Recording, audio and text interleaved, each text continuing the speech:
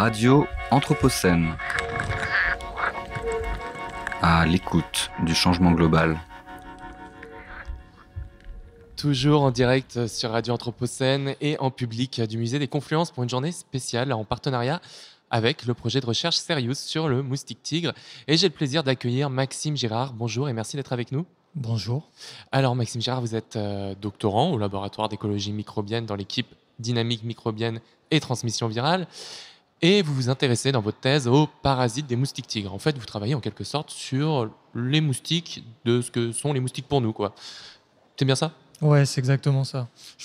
En gros, moi, ce qui a motivé ma thèse, c'était un constat très simple qui était que j'aimais pas les moustiques. Ouais. Donc, je me suis dit, il faut qu'on trouve quelque chose pour s'en débarrasser. Donc, j'ai commencé à m'intéresser aux ennemis du moustique. Et alors, il faut que vous nous dites, c'est qui ces petites bêtes ? Parce que moi, j'ai très envie de les connaître et voire même de pactiser avec eux. Ouais. Alors, du coup, dans notre équipe, on est spécialisé sur les micro-organismes des moustiques. Et il se trouve que parmi les micro-organismes, il y a aussi des parasites. C'est-à-dire des êtres qui vivent dans le moustique et qui l'utilisent en fait pour leur propre bien-être à eux, en fait. Et donc, parmi tous les micro-organismes, il y en a qui sont pas très connus, mais qui sont connus pour avoir des effets néfastes, par exemple sur la survie des moustiques, tout simplement. Mais alors, en réalité, vous nous expliquez que certains d'entre eux que vous étudiez, ils ont plutôt une influence positive sur la vie du moustique. Ouais, c'est ça. En fait, les moustiques, comme l'être humain, comme la plupart des organismes, en fait, cohabitent avec tout un tas de micro-organismes. Et ces micro-organismes, selon les conditions, peuvent être bénéfiques ou néfastes. Et celui sur lequel je travaille, moi, en fait, de base, on pensait que c'était un parasite, parce qu'il a des traits parasitaires. Mais pas de chance. Dans mes expériences, j'ai trouvé qu'en fait, il était bénéfique pour le moustique. C'est vous qui l'avez découvert ? Ouais, alors on ne l'a pas encore publié, donc c'est pas encore officiel. Mais le micro-organisme sur lequel je travaille, on pense que c'est un parasite. Et en fait, moi, j'ai trouvé des choses vachement profitables pour le moustique. Je suis un peu déçu. Mais... Mince. Vous pouvez nous raconter, nous expliquer qui c'est, qu'est-ce que c'est que ce parasite, nous développer sa carte d'identité ? Ouais, bien sûr. Alors, en gros, chez le moustique tigre, il y a un parasite qui est très célèbre qui s'appelle la bactérie Wolbachia. Les bactéries, c'est un type de micro-organisme, mais il y a d'autres types de micro-organismes, par exemple les champignons, les levures, etc. Ça, c'est des micro-organismes eucaryotes. Et parmi les micro-organismes eucaryotes, il y a une espèce qui domine le moustique tigre, donc qui est présent à l'intérieur du moustique tigre, dans l'équivalent des reins du moustique tigre, qui s'appelle Ascogregarina taiwanensis. On appelle ça des grégarines, de manière générale. Et il se trouve qu'on ne sait pas trop à quoi ça sert, en fait, chez le moustique tigre. Donc, j'ai été regarder à quoi ça servait. La localisation de ce parasite dans l'équivalent des reins du moustique tigre, ça nous laissait sous-entendre qu'il pouvait jouer un rôle à un moment pour évacuer les déchets. Et il y a un moment où les moustiques ont plein de déchets à évacuer, c'est pendant leur repas de sang et pendant la digestion du sang. Donc on a regardé ce qui se passait à ce moment-là, en fait. Et on a remarqué que les moustiques étaient parasités, ils détoxifiaient davantage le sang, ils faisaient des œufs plus gros, et ils pondaient, on va dire, de manière à favoriser le pouvoir invasif du moustique et du parasite. Donc, mauvaise surprise. Mauvaise surprise. Mais pourquoi alors on pensait avant que c'était plutôt un parasite néfaste ? Parce qu'en fait, jusque-là, les travaux qu'on connaissait dans la science, c'était plutôt des impacts négatifs. Par exemple, il y avait des chercheurs qui avaient montré que lorsque le moustique est dans une eau qui est pauvre en nutriments, le parasite il se retourne contre son hôte et il le tue. Entre guillemets, comme il n'y a pas assez à manger pour deux, le parasite il va un peu se nourrir du moustique et les larves vont mourir. Ça, c'était une des choses qu'on connaissait. Dans les mêmes conditions, ils avaient montré que quand il y a des eaux où il y a peu de nutriments, il va avoir un impact néfaste sur la reproduction. Elles vont mourir davantage, les femelles. Elles vont faire moins d'œufs, etc. Donc en gros, on savait juste que dans des mauvaises conditions, c'était un parasite. Et nous, on a montré que dans des conditions où tout va bien, où il y a à manger, etc., en fait, il est vachement profitable. Ok. Et donc, ça voudrait dire qu'il faudrait plutôt qu'on lutte contre ce parasite plutôt que contre le moustique, ça serait efficace ? L'idée, c'est que en fait, ce parasite, dans la nature, il est présent chez la plupart des moustiques. Ça, c'était aussi un des travaux de ma thèse. On a regardé dans la nature comment il était présent. Et quand le moustique est bien implanté depuis quelques années sur un territoire, la grande majorité des moustiques ont ce parasite. Et on se demandait pourquoi il était là, en fait, alors que c'était censé être un parasite.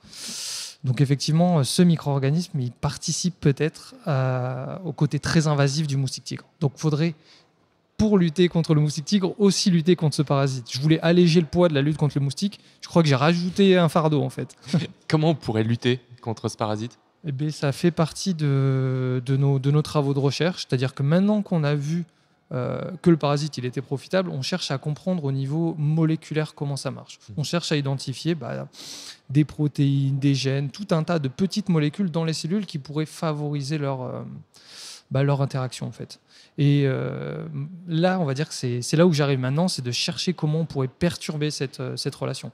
Alors, il favorise le pouvoir du moustique, mais le moustique, même sans lui, ça reste problématique.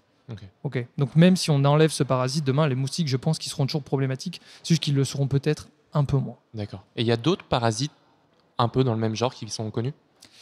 Le plus connu, c'est la bactérie Wolbachia, qui, elle, pour le coup, contrôle complètement la reproduction du moustique tigre. Donc c'est aussi pour ça qu'on s'est intéressé à cet aspect finalement de développement des œufs et de la reproduction, et qui a complètement colonisé le moustique tigre. Donc 100% des moustiques tigres sont colonisés par Wolbachia. Et si on met un moustique tigre qui n'a pas Wolbachia, il ne pourra pas se reproduire avec les autres. C'est pour ça qu'ils contrôlent littéralement la reproduction. Si les moustiques ne sont pas infectés, ils ne peuvent pas se reproduire. Et à ma connaissance, il n'y en a pas d'autres. Il y a plus des bactéries qui peuvent avoir des effets néfastes sur le moustique tigre. Je pense notamment à une bactérie qui est très utilisée dans le commerce, qui s'appelle Bacillus thuringiensis ciceranlis, on l'appelle BTI, qui est utilisée dans des produits commercialisés comme le Vectobac et qui s'attaque aux larves. Le Vectobac? Ouais, pardon, c'est le nom d'un produit qui est très célèbre, qu'on peut acheter à Leroy Merlin ou des trucs comme ça, je pense. Qui sert à quoi? Pardon, je connais pas. Pardon, c'est un larvicide. Excusez-moi, des formations professionnelles. Le Vectobac, c'est un larvicide. Donc en gros, c'est une petite poudre qui contient une substance avec des bactéries. Si on met cette bactérie dans l'eau, par exemple, d'un potentiel gîte, théoriquement, les bactéries vont naître. Et elles vont, si le moustique est là, elles vont pénétrer à l'intérieur du moustique et elles vont, entre guillemets, détruire son intestin. Donc il va mourir et il ne pourra pas se reproduire. C'est l'une des solutions biologiques les plus utilisées pour lutter contre le moustique. Et est-ce que vous pouvez nous raconter un petit peu du coup votre protocole de recherche, la façon dont s'est déroulée cette thèse? Car, il faut le dire, vous avez votre soutenance qui est prévue le 10 décembre prochain, c'est bien ça? Oh, mais il n'y a pas besoin d'en parler. Déjà, si, on doit vous féliciter, forcément. Donc la thèse est quasiment. Je vais faire qu'on me félicite après. Parce que oui, c'est pas faux. Ouais, là, je suis là dans la dernière partie, donc c'est un petit peu difficile. Mais oui, globalement, tout marche bien. Vraiment, l'idée de base de ma thèse, c'était d'abord de partir d'un travail de terrain. Donc, j'ai la chance d'être dans une équipe qui travaille sur le moustique depuis un certain temps. Donc, on avait beaucoup d'échantillons de moustiques présents à travers le monde. Et donc, moi, j'ai pu étudier finalement la relation entre le parasite et ses moustiques à travers le monde. Et quand on a fait ça, on s'est rendu compte que les vieilles populations de moustiques ancestrales qui viennent d'Asie sont très parasitées par le parasite sur lequel je travaille, alors que les moustiques qui venaient tout juste de s'installer en France l'étaient peu ou pas. Et donc, on a cherché à expliquer tout ça. Donc ça, c'était un premier travail, c'est vraiment partir des populations de terrain, faire ce constat-là.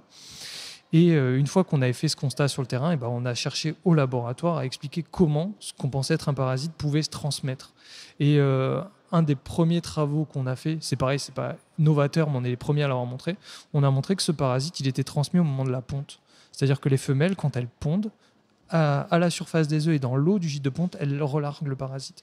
Ce qui fait que finalement, ils vivent vraiment en synergie au quotidien. Et que ça, c'est une des choses qui explique le fait qu'il y ait autant de parasites associés aux moustiques tigres. Une fois qu'on avait réussi à expliquer pourquoi ils sont tout le temps associés l'un avec l'autre, il fallait que j'explique quand même quel était l'intérêt pour le moustique. Bon, de base, moi j'étais toujours en train de chercher un parasite. Donc il n'était pas censé être partout, il n'était pas censé favoriser le pouvoir du moustique. Et c'est là où on est tombé sur cette histoire de digestion du sang, en fait. Il est placé vraiment dans un organe qui est un organe majeur pour la digestion du sang. Et visiblement, il facilite ça. Et malheureusement, il facilite derrière toute la descendance du moustique et alors potentiellement son invasion. Ça, c'est un travail qui a à faire derrière que moi, je ne peux pas faire. Aller tester davantage quel est son rôle. Mais dans l'idée, c'est ça la démarche. Et justement, donc la suite, c'est le 10 décembre prochain, la soutenance. Et ensuite, est-ce que vous avez déjà des pistes pour vos recherches, des applications potentielles? Je ne vais pas vous mentir, après avoir passé 4 ans à travailler sur le moustique tigre, j'aimerais bien travailler sur autre chose. J'en ai marre d'élever des moustiques. J'en ai marre. Mais sinon, une autre partie de ma thèse, moi, ça consiste à chercher justement comment on peut inactiver certains gènes du moustique, venir perturber, ce que je vous disais, les relations moléculaires. Donc si je continue à travailler sur le moustique ailleurs, dans un autre laboratoire, j'aimerais bien travailler là-dessus, sur les moustiques génétiquement modifiés, ce genre de choses en fait. Il y a des techniques qui sont développées là-dessus, qui sont encore un petit peu fastidieuses à mettre en place sur les moustiques. Et moi, j'aimerais bien travailler là-dessus, sur la modification génétique des moustiques, en gros. Eh bien, Maxime Girard, merci beaucoup. On vous souhaite un bon courage, une bonne chance pour la soutenance de thèse qui arrive le 10 décembre. Je rappelle que vous êtes donc doctorant au laboratoire d'écologie microbienne dans l'équipe DMTV. Merci beaucoup, à bientôt sur Radio Anthropocène. Merci à vous. À 16h, on termine la journée avec une table ronde intitulée « Moustique tigre, la guerre est déclarée ». Donc ne bougez pas, ça arrive tout de suite.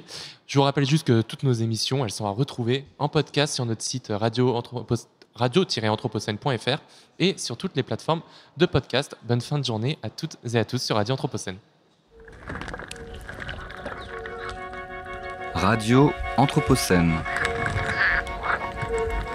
À l'écoute du changement global.